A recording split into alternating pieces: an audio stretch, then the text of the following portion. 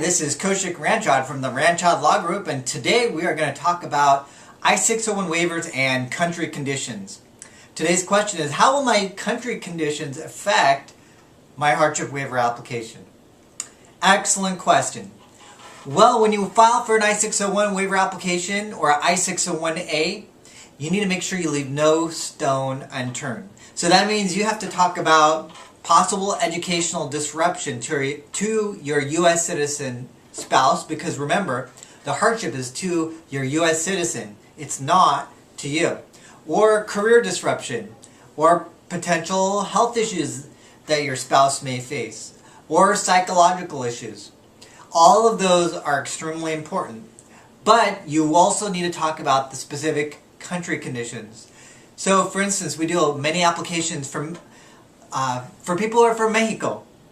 And in Mexico, there's, in many parts of Mexico, high instances of crime and violence. But we don't just look at that as a whole, we go and delve deeper into the specific region. So, for example, in Michoacan, there's drug cartels there. And those drug cartels are extorting the local people there. They're making them pay money just to be left alone. Or they're making them pay money so their daughters are not kidnapped. So we talk about that. In other examples, in Brazil. In Brazil, there's police gang and police violence there. In fact, in 2013, it was reported that there was 165 killings by police units. And when that is happening by the police itself, that is a sign in and of itself that that region is not safe.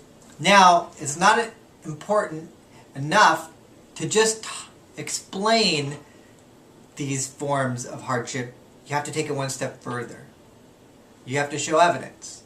So not only do we explain this, but we demonstrate this through evidence. So let me give you some examples. We put forth evidence from people who may live in that region, get their letters. Or we get pictures of the local schools or the healthcare facilities showing that they're inferior.